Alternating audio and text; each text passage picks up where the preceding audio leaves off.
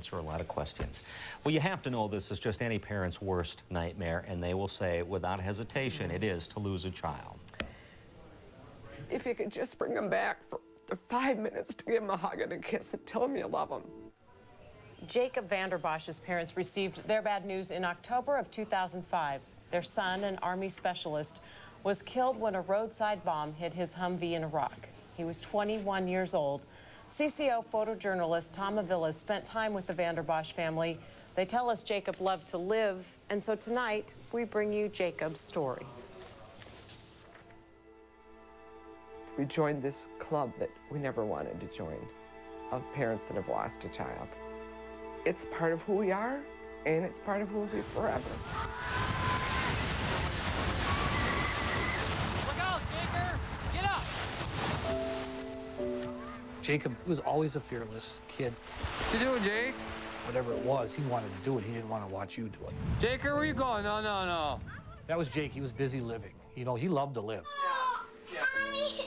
He was bound and determined from the time he was little. He was going to climb that hill. Careful there. What are you doing? When he had his mind set, he could do anything. Jake was my younger brother. When we were younger, we just could not stand each other. And at the last couple of years there, he was my best friend. Charlie! He was a lot stronger than me, a lot braver than me, tougher than me. I looked up to him. Happy birthday to you. There was some part of him that seemed older than his years. Always wanted to be an adult. After he was 5 or 6. There's Jake. It's first day of first grade. He was fearless. He wasn't scared of anything.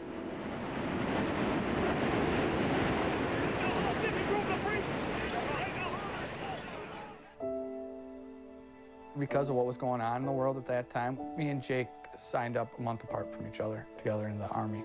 We did it together.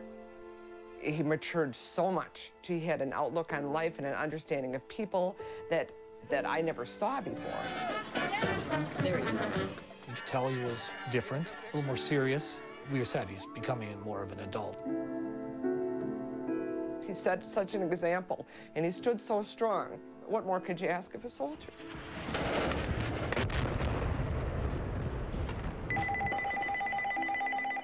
October 3rd, 2005 was the date. It was Jake's second mission he was on, but he'd only been in Iraq a month.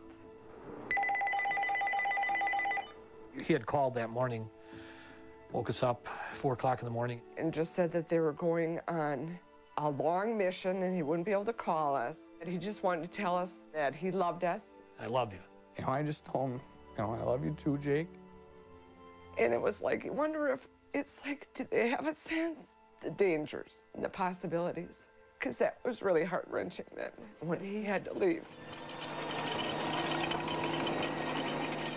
They were driving down. They were going in to take over a town back from the insurgents. They were the third Humvee Jakes. It was dark, and they had their lights off.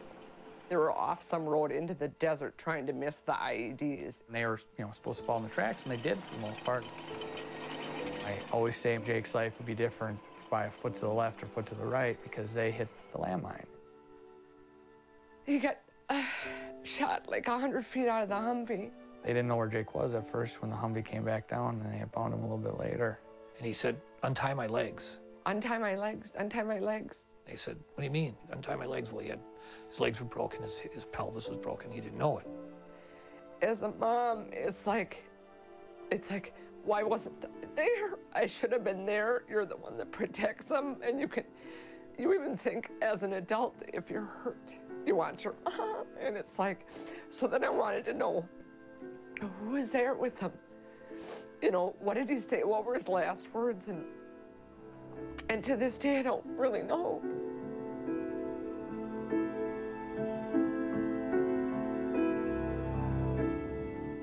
I think of Jake every day.